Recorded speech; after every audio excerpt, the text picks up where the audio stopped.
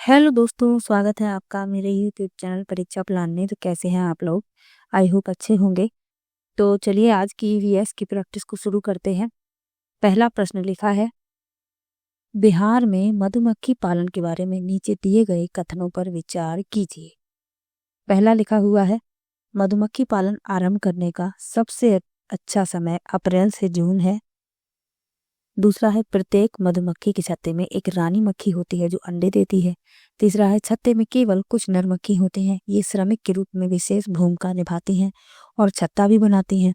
और चौथा लिखा हुआ है, मादा मधुमक्खियां फूलों के चारों ओर रस के लिए नाचती हैं, ये फूलों से रस एकत्र करके शहद बनाती हैं। अब इनमें जो सही कथन है वह बताने हैं। तो मधुमक्खियों के बारे में मैंने आपको बताया है कि मधुमक्खियों के छत्ते में 3 प्रकार की मधुमक्खियां होती हैं। रानी मधुमक्खी, इसका कार्य है अंडे देना। नर मधुमक्खियां, ये कोई विशेष कार्य नहीं करती हैं और कुछ ही मधुमक्खियां नर मधुमक्खियां छत्ते में होती हैं। और सबसे महत्वपूर्ण होती हैं श्रमिक मधुमक्खियां। ये फूलों से रस एकत्र करने का कार्य, शहद बनाने का कार्य, बच्चे पालने का कार्य, छत्ता बनाने का कार्य, ये सभी कार्य श्रमिक मधुमक्खियों के हैं। अब इनमें जो सत्य कथन है वे बताने हैं। तो मधुमक्खी पालन शुरू करने का सबसे अच्छा समय अक्टूबर से दिसंबर के बीच का होता है, क्योंकि ये समय मधुमक्खी के अंडे देने का समय होता है। इसमें लिखा है कि अप्रैल से जून, ये गलत है। प्रत्येक मधुमक्खी के छत्ते में एक रानी मक्खी होती है जो अंडे देती है, ये सही है। छत्ते में केवल कुछ नर मक्खी होती हैं, ये श्रमिक के रूप में विशेष भूमिका निभाती हैं, ये गलत है।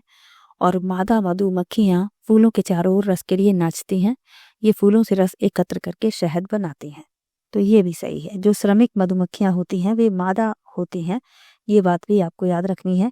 तो बी और डी इसमें सही है, यानी कि जो सी विकल्प है वही इस प्रश्न का उत्तर हो जाएगा।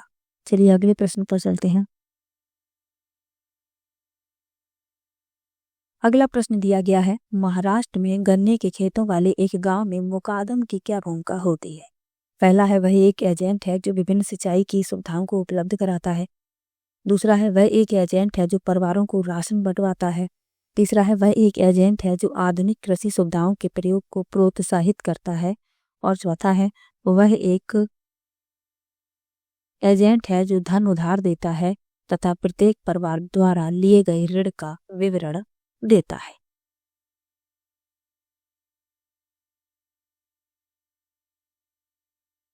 तो मुकादम जो है महाराष्ट्र में एक ग्रामीण स्तर का पदाधिकारी होता है जो किसानों और चीनी मिलों के बीच संपर्क का काम करता है। यानी इसका जो कार्य है वह है कि वह एक एजेंट है जो धन उधार देता है तथा प्रत्येक परिवार द्वारा लिए गए ऋण का विवरण देता है। डी विकल्प इसमें सही हो जाएगा। चलिए अगले प्रश्न पर चलते हैं। खाद्य पदार्थों में प्रोटीन के जांच के समय खाद्य पदार्थ बैंगनी रंग का हो जाता है क्योंकि? पहला विकल्प है, कॉपर सल्फेट लाल रंग का होता है तथा पेप्टाइड बंध के साथ अभिक्रिया के कारण बैंगनी रंग बनता है। दूसरा है, अभिकर्मक मेथिल ऑरेंज पीले रंग का होता है तथा उसका रंग बदलकर बैंगनी आसानी से हो जाता है। तीसरा है, खाद्य पदार्थ में पेप्टाइड बंध की उपस्थिति होती है। और चौथा है, खाद्य पदार्थ में ओ पेप्टाइड बंध की उपस्थिति होती है। तो खाद्य पदार्थों में प्रोटीन की जांच के समय खाद्य पदार्थ बैंगनी रंग का हो जाता है क्योंकि खाद्य पदार्थ में पेप्टाइड बंध की उपस्थिति होती है। पेप्टाइड जो बंध होते हैं ये प्रोटीन में मौजूद होते हैं और वे कुछ रसायनों के साथ प्रतिक्रिया करके बैंगनी रंग बनाते हैं। तो इसमें सी विकल्प सही हो जाएगा। चलिए अगले प्रश्न पर चलते हैं। लिखा है, रामू कमजोर मांसपेशियों तथा कार्य करने के लिए बहुत कम ऊर्जा की शिकायत करता है, उसे अभाव है। पहला विकल्प है विटामिन डी, दूसरा है विटामिन ए का, तीसरा है विटामिन सी का और चौथा है विटामिन B1 का। तो विटामिन B1 की कमी है उसके शरीर में, डी विकल्प इस प्रश्न में सही हो जाएगा। विटामिन B1 जिसे थायमीन भी कहा जाता है शरीर के लिए भोजन को ऊर्जा में बदलने के लिए आवश्यक है, इसलिए इस विटामिन की कमी से कमजोरी और ऊर्जा का स्तर कम हो जाता है। विटामिन डी की कमी से रिकेट्स रोग हो जाता है, ये सब भी आपको याद रखना है। विटामिन ए की कमी से रतौंधी, विटामिन सी की कमी से स्कर्वी। चलिए अगले प्रश्न पर चलते हैं। लिखा है, पोचमपल्ली हमारे ही देश के एक राज्य का जिला है। यह जिला अपनी सुंदर चमकीली रंग बिरंगी साड़ियों और विशेष प्रकार की बुनाई के लिए प्रसिद्ध है। यह जिला किस राज्य का भाग था? पहला विकल्प है कर्नाटक, दूसरा है आंध्र प्रदेश, तीसरा है तमिलनाडु और चौथा है तेलंगाना। यहाँ पर भाग था नहीं, भाग है। तो पोचमपल्ली जो है यह तेलंगाना का भाग है। डी विकल्प इसमें सही है। पहले ये आंध्र प्रदेश का भाग हुआ करता था, लेकिन जब आंध्र प्रदेश से तेलंगाना विभाजित हो गया तो ये जो पोचमपल्ली जिला है ये तेलंगाना के क्षेत्र में आ गया। तो आपको याद रखना है वर्तमान में ये तेलंगाना राज्य में आता है। तो डी विकल्प इसमें सही है। चलिए अगले प्रश्न पर चलते हैं। अगला प्रश्न दिया गया है, निम्नलिखित में से हमारे देश के पेट्रोलियम उत्पादक क्षेत्रों के युगल को चुनिए। पहला है असम और राजस्थान, दूसरा है बिहार और बॉम्बे हाई, तीसरा है गुजरात और तमिलनाडु और चौथा है पश्चिम बंगाल और बॉम्बे हाई। तो पेट्रोलियम उत्पादक क्षेत्रों के युगल को चुनना है। तो पहला विकल्प सही है, असम और राजस्थान। भारत में पहला तेल का कुआं असम के डुगबोई में खोजा गया था, ये भी आपको याद रखना है। चलिए अगले प्रश्न पर चलते हैं। लिखा है, पास पड़ोस के वातावरण में बदलाव के कारण छोटी छोटी समस्याओं से पार पाने के लिए जब कोई जीव अपने शरीर में छोटे बदलाव करता है तो यह कहलाता है। पहला विकल्प है पर्यानुकूलन, दूसरा है अनुकूलन, तीसरा है अभिग्रहण और चौथा है समायोजन। तो इस प्रश्न में पहला विकल्प सही है, पर्यानुकूलन। ये क्या होता है? पर्यानुकूलन वह प्रक्रिया है जिसके द्वारा कोई जीव अपने शरीर में छोटे छोटे बदलाव करके अपने पर्यावरण में बदलाव के साथ तालमेल बिठाता है। ये परिवर्तन अस्थायी और प्रतिवर्ती होते हैं। तो ये भी आपको याद रखना है, ए विकल्प इसमें सही है। चलिए अगले प्रश्न पर चलते हैं।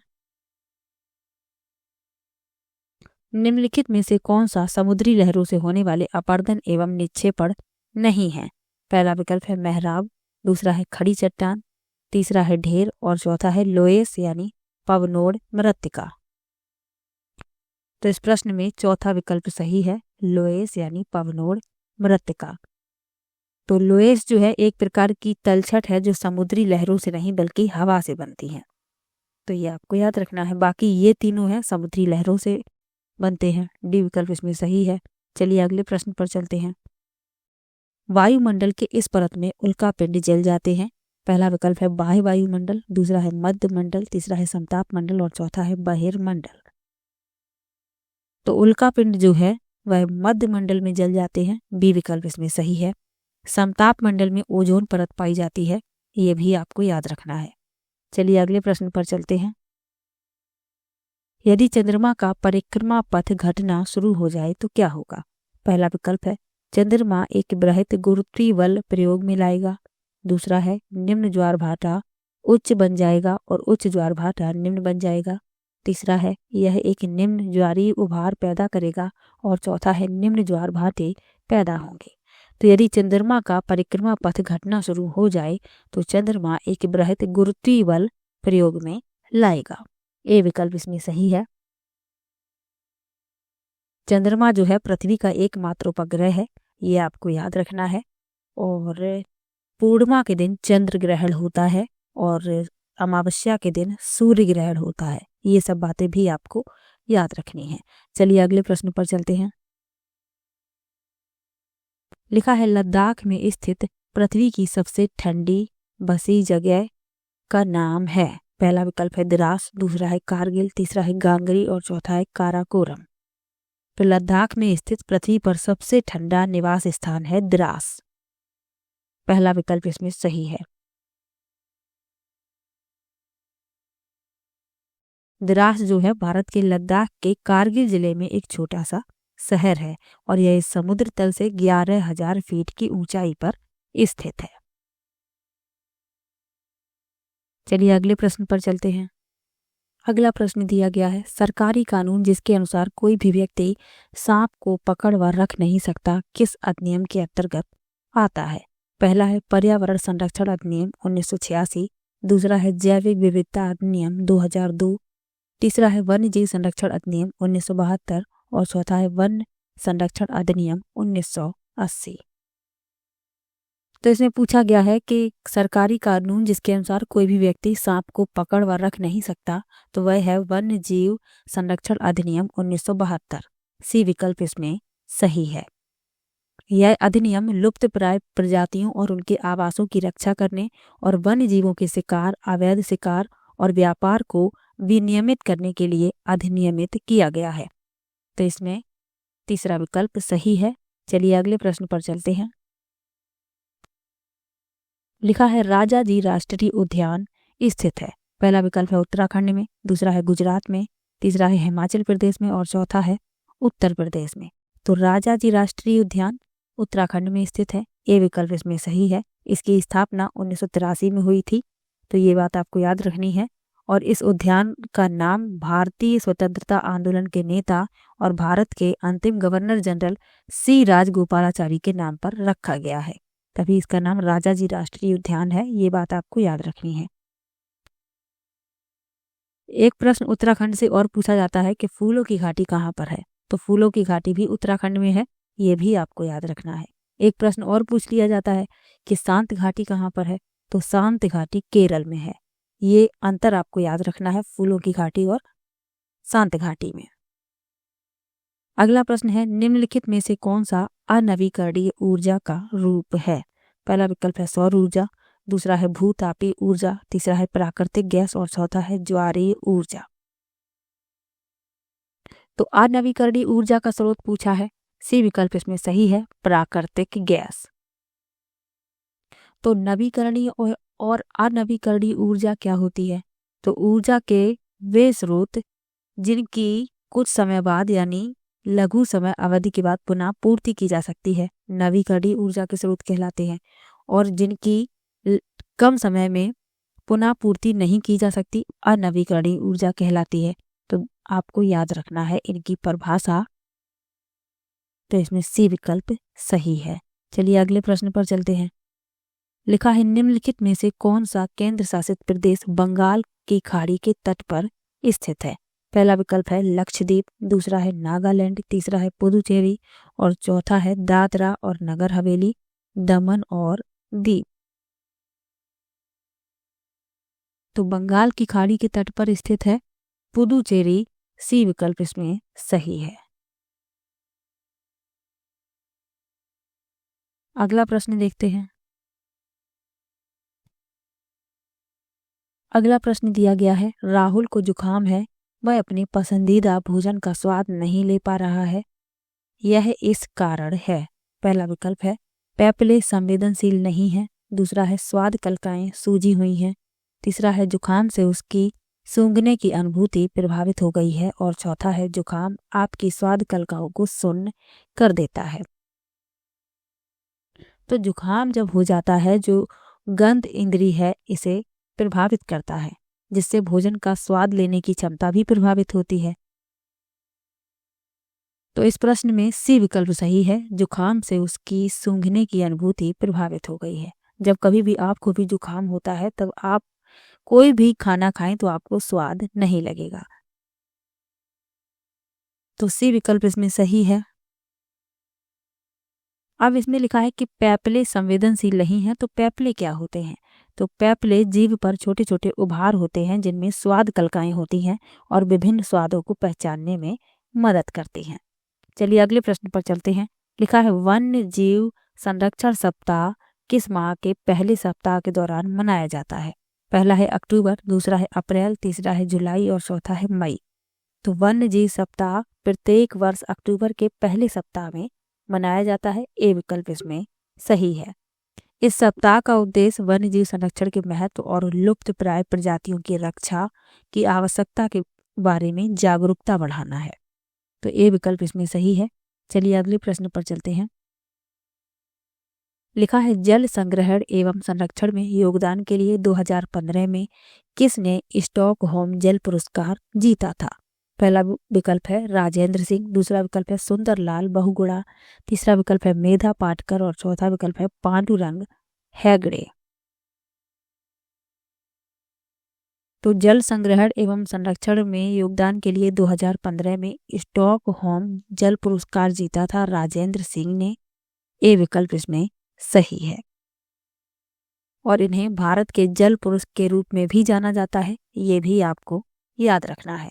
और इन्होंने तरुण भारत संघ संगठन की स्थापना की थी। तो ये भी आपको याद रखना है। ये सब मैं आपको नोट्स बनाकर पढ़ा चुकी हूँ। सुंदरलाल बहुगुणा का संबंध चिपको आंदोलन से है। मेधा पाटकर का संबंध नर्मदा बचाओ आंदोलन से और पांडुरंग हेगड़े का एपिक्को आंदोलन से। तो ये भी साथ में आपको याद रखना है। चलिए अगले प्रश्न पर चलते हैं। निम्नलिखित का मिलान कीजिए। एक तरफ स्थान लिखे हुए हैं, दूसरे लिखे हुए हैं सामान्य घर। तो मिलान करना है कि किस प्रकार के घर किस राज्य में बनाए जाते हैं। तो असम में घर कैसे बनाए जाते हैं? तो असम में मैंने आपको बताया है कि बांस के मजबूत खंभों पर घर बनाए जाते हैं और छतें ढालू होती हैं, यानी घर जो है लकड़ी के बनाए जाते हैं। तो एक को मिला देंगे 5वें से। उसके बाद लिखा है लेह और लद्दाख। तो लेह और लद्दाख में घर जो है पत्थर के बनाए जाते हैं, एक के ऊपर एक रखकर, लेकिन जो फर्श होते हैं वे लकड़ी के बनाए जाते हैं। तो इसको मिला देंगे पहले से। इसके बाद लिखा है मनाली यानी हिमाचल प्रदेश। तो मनाली में जो घर बनाए जाते हैं पत्थर और लकड़ी के बने होते हैं और इनकी छतें ढालू होती हैं। और राजस्थान में मिट्टी की मोटी दीवारों के घर बने होते हैं जिनकी छतें कटीली झाड़ियों के होती हैं। यानी ए का 5वां, बी का पहला, सी का दूसरा और डी का तीसरा पहला विकल्प इस प्रश्न में सही है। चलिए अगले प्रश्न पर चलते हैं। स्वाद कलिकाओं का सही अनुक्रम जीभ के सिरे से अगल बगल और पीछे तक क्या होगा? पहला विकल्प है मीठा, खट्टा, नमकीन, कड़वा। दूसरा है मीठा, नमकीन, खट्टा, कड़वा। तीसरा है कड़वा, खट्टा, नमकीन, मीठा। और चौथा है कड़वा, नमकीन, खट्टा, मीठा। तो स्वाद कलिकाओं का सही क्रम पूछा गया है, जीभ के सिरे से, फिर अगल बगल और फिर पीछे तक। तो इसमें जो विकल्प सही है वह है बी विकल्प, यानी जीभ का जो अग्रभाग है वह मीठा स्वाद बताता है, अगल बगल नमकीन और खट्टा, और जो पीछे का भाग है वह कड़वा स्वाद बताता है। तो बी विकल्प इसमें सही है। मैंने आपको चित्र बनाकर भी समझाया है, जिसने भी नोट्स वाली वीडियो देखी है उसको पता होगा। चलिए अगले प्रश्न पर चलते हैं। अगला प्रश्न दिया गया है और अगला प्रश्न पैडागोजी का है। तो लिखा है कक्षा 3 के छात्रों को रमा ने सिखाया कि पिता, माँ और उनके बच्चे एकल परिवार का गठन करते हैं। यदि दादा दादी एवं अन्य रिश्तेदार साथ रहते हैं तो यह एक संयुक्त यानी विस्तारित परिवार है। आप इस बारे में क्या सोचते हैं? पहला विकल्प लिखा है परिवार की परिभाषा गलत है। दूसरा है रमा अपने छात्रों के प्रति असंवेदनशील है। तीसरा है शिक्षण अधिगम दृष्टिकोण समावेशी नहीं है। और चौथा है परिवार की अवधारणा को इसी तरह सिखाया जाना चाहिए। तो रमा ने जो परिभाषा बताई है वो तो सही है कि एकल परिवार में माता पिता और उनके बच्चे होते हैं और संयुक्त परिवार में दादा दादी, चाचा चाची, अन्य रिश्तेदार साथ में रहते हैं। तो परिभाषा तो सही बताई है, लेकिन रमा का जो शिक्षण अधिगम दृष्टिकोण है वह समावेशी नहीं है। तो यही इस प्रश्न का उत्तर हो जाएगा, क्योंकि रमा केवल शब्दों से समझा रही है कि परिवार, एकल परिवार और संयुक्त परिवार किस प्रकार के होते हैं। क्योंकि परिवार की अवधारणा को सिखाते समय शिक्षक को क्या करना चाहिए? बाल केंद्रित दृष्टिकोण को अपनाना चाहिए, जबकि शिक्षिका क्या कर रही हैं? शिक्षक केंद्रित दृष्टिकोण अपना रही हैं। तो ऐसा नहीं करना है। शिक्षिका को क्या करना है? परिवार चित्र, पेंसिल, चित्रांकनी, मार्कर, सूत की एक डोरी जैसी सामग्री का उपयोग करना चाहिए ताकि हर प्रकार का छात्र इससे जुड़ सके। क्योंकि कुछ बच्चे ऐसे भी होंगे जिन्हें स्पष्ट सुनाई नहीं देता होगा, कुछ बच्चों को दिखाई नहीं देता होगा, क्योंकि कक्षा में सभी प्रकार के बच्चे होते हैं। तो हमें सभी को साथ लेकर चलना है। तो इसमें तीसरा विकल्प इस प्रश्न का उत्तर है, क्योंकि शिक्षिका जिस तरीके से पढ़ा रही हैं तो उनका दृष्टिकोण समावेशी नहीं है। चलिए अगले प्रश्न पर चलते हैं। लिखा है निम्नलिखित में से कौन सी ईवीएस कक्षा में गतिविधि है? पहला विकल्प है चित्र पढ़ना, दूसरा है फील्ड भ्रमण, तीसरा है श्याम पट्ट का उपयोग और चौथा है उपर्युक्त सभी। तो ईवीएस की कक्षा में ये सभी गतिविधियां अपनाई जाती हैं। चित्र पढ़ना भी शामिल है, क्षेत्र भ्रमण भी शामिल है, श्याम पट्ट का उपयोग भी किया जाता है, चित्र बनाए जाते हैं, चित्रों के माध्यम से बच्चों को सिखाया जाता है। तो उपर्युक्त सभी गतिविधियां शामिल हैं। तो चौथा विकल्प इस प्रश्न का उत्तर हो जाएगा। चलिए अगले प्रश्न पर चलते हैं। पर्यावरण अध्ययन पाठ्यक्रम बच्चों की समग्र शिक्षा का कारण बन सकता है यदि वह, पहला विकल्प है एकीकृत है, दूसरा है समावेशी, तीसरा है विषयगत और चौथा है उपर्युक्त सभी। तो पूछा गया है पर्यावरण अध्ययन पाठ्यक्रम बच्चों की समग्र शिक्षा का कारण बन सकता है यदि यह है, तो यदि यह एकीकृत है, समावेशी है, विषयगत है, यानी तीनों इसमें सही है, तो उपर्युक्त सभी चौथा विकल्प इस प्रश्न का उत्तर हो जाएगा। चलिए अगले प्रश्न पर चलते हैं। लिखा है ईवीएस पाठ्य पुस्तक में सपेरों पर एक अध्याय है। इसका उद्देश्य बच्चों को जागरूक करना और संवेदनशील बनाना है। पहला विकल्प है कि यह एक अवैध कार्य है, दूसरा है सपेरों के लिए क्योंकि बच्चे इन दिनों अक्सर उन्हें नहीं देखते हैं, तीसरा है कि सपेरों को नुकसान नहीं पहुंचाएं और उन्हें अपनी आजीविका से वंचित करने से पहले विकल्पों को प्रदान करने की आवश्यकता है, और चौथा है कि पशुपालन आजीविका का अच्छा स्रोत है। तो ईवीएस पाठ्य पुस्तक में सपेरों पर एक अध्याय है और मैंने आप लोगों को पढ़ाया भी है। तो इसमें बताया गया है कि सपेरे सांपों को पालते हैं, ये सांपों को अपनी पूंजी समझते हैं और इन्हीं के द्वारा वह अपनी आजीविका चलाते हैं, यानी अपना ये पालन पोषण इन्हीं के द्वारा करते हैं। अब सरकार ने इस पर प्रतिबंध लगा दिया है, अब कोई सांपों को पकड़ नहीं सकता, उन्हें अपने पास नहीं रख सकता।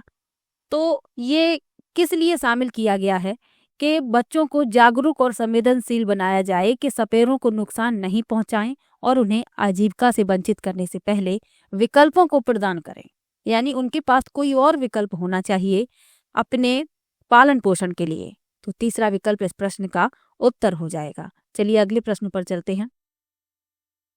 लिखा है विद्यालय में मिड डे मील के समय के लिए कौन सा सबसे प्रासंगिक है।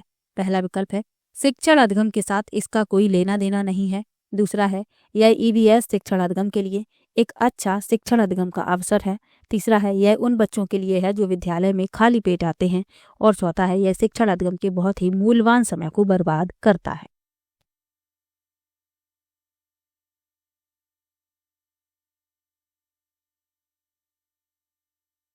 तो विद्यालय में मिड डे मील के समय के लिए सबसे प्रासंगिक है, तो इसमें जो दूसरा विकल्प है यही इस प्रश्न का उत्तर है कि यह ईवीएस शिक्षण अधिगम के लिए एक अच्छा शिक्षण अधिगम का अवसर है। तो दूसरा विकल्प इस प्रश्न का उत्तर हो जाएगा। चलिए अगले प्रश्न पर चलते हैं। लिखा है पर्यावरण अध्ययन के संदर्भ में बोझ के बिना सीखना क्या बताता है। पहला विकल्प है स्कूल बैग का वजन कम करना, दूसरा है ईवीएस पाठ्यपुस्तकों में अध्यायों की कम संख्या, तीसरा है अबोध का भार कम करने की जरूरत है, और चौथा है ईवीएस पाठ्यक्रम को आधा करने की जरूरत है।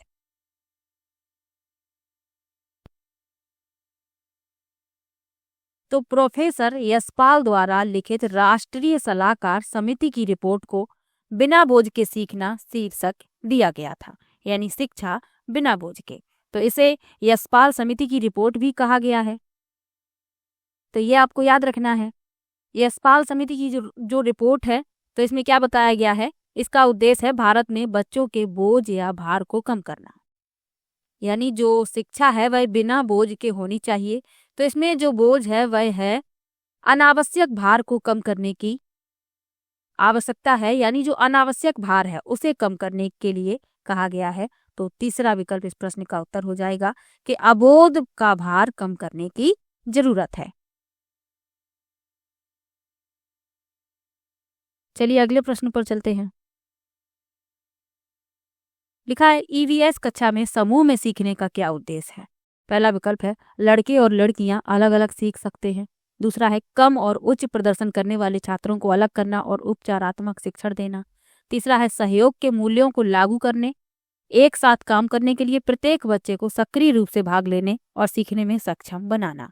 तो समूह में सीखने का उद्देश्य पूछा गया है। चौथा विकल्प भी पढ़ लेते हैं, छात्रों को आसानी से प्रबंधित करना और वर्कलोड को कम करना। तो ईवीएस ने समूह अधिगम एक साथ कार्य करके सीखने को सार्थक बनाने के लिए एक महत्वपूर्ण उपकरण के रूप में कार्य करता है। एक समूह में छात्र सहयोगी रूप से काम करते हैं और सक्रिय अधिगम में शामिल होते हैं। तो इसमें जो तीसरा विकल्प है वही इस प्रश्न का उत्तर हो जाएगा। बच्चे सक्रिय रूप से भाग भी लेते हैं, सामाजिक जो नियम होते हैं उनको भी समझते हैं, सहयोग के मूल्यों को लागू करने और एक साथ काम करने के लिए प्रत्येक बच्चे को सक्रिय रूप से भाग लेने और सीखने में सक्षम बनाना तीसरा विकल्प इस प्रश्न में सही हो जाएगा। चलिए अगले प्रश्न पर चलते हैं। लिखा है बाला का पूरा रूप क्या है?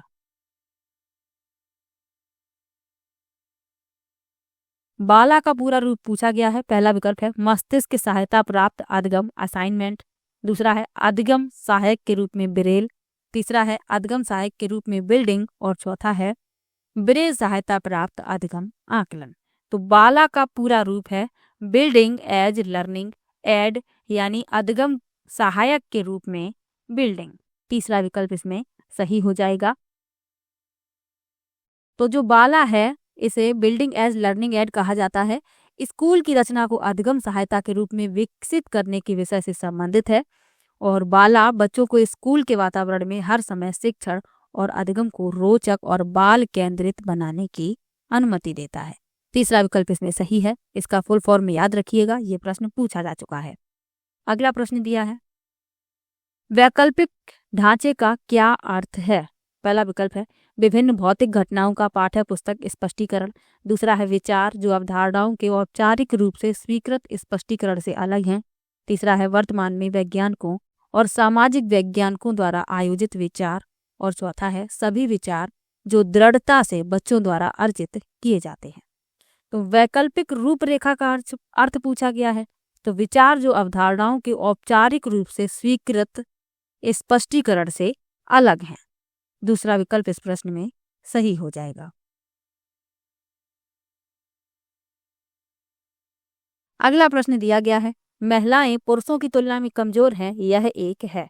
पहला विकल्प है मिथक, दूसरा है वैज्ञानिक तथ्य, तीसरा है रूढ़िबद्ध धारणा और चौथा है अंधविश्वास। तो महिलाएं पुरुषों की तुलना में कमजोर हैं, यह एक मिथक है। पहला विकल्प इसमें सही हो जाएगा। अब ये रूढ़िबद्ध धारणा क्यों नहीं है? तो रूढ़िबद्ध धारणा एक समुदाय या श्रेणी के लोगों के बारे में एक मानसिक तस्वीर या छवि है जिसके आधार पर हम लोगों को लक्षण या विशेषताओं का वर्णन करते हैं। तो ये रूढ़िबद्ध धारणा नहीं होगी। ये मिथक है कि महिलाएं पुरुषों की तुलना में कमजोर हैं, जबकि ऐसा तो नहीं होता है। मिथक जो होता है यह एक पारंपरिक कहानी है जो पहले के समय से चली आ रही है और माना जाता है कि इसका ऐतिहासिक आधार है, लेकिन ऐसा कुछ भी नहीं होता है। महिलाएं पुरुषों की तुलना में कमजोर नहीं हैं, ये मिथक है। पहला विकल्प इस प्रश्न का उत्तर हो जाएगा। तो 30 प्रश्न आज की वीडियो में मैंने लिए, 20 एनसीईआरटी बेस्ड थे और 10 पेडागोजी के थे। किसी भी प्रश्न में आपको डाउट हो तो आप कमेंट बॉक्स में जरूर लिखिएगा। तो पेपर सेकेंड के लिए मैं साइंस की तैयारी भी करवा रही हूँ। साइंस को मैंने कंप्लीट एनसीईआरटी से काफ़ी समय पहले पढ़ा दिया था और अब मैं साइंस के इंपॉर्टेंट क्वेश्चन की प्रैक्टिस करवा रही हूँ और लगभग 17 वीडियो प्रैक्टिस की आ चुकी हैं। तो जो भी पेपर सेकंड की तैयारी कर रहे हैं और जिनका विषय साइंस है तो वो साइंस की वीडियो देख सकते हैं। और समय जो है बहुत ही कम बचा हुआ है आपके एग्जाम में, तो पढ़ाई के प्रति बिल्कुल भी आलस मत कीजिए।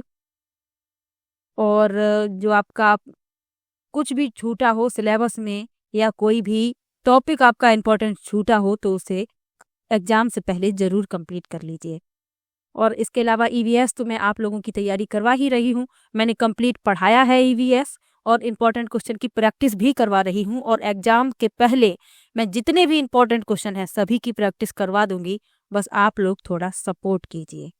तो चलिए मिलते हैं नेक्स्ट वीडियो में, तब तक के लिए बाय बाय।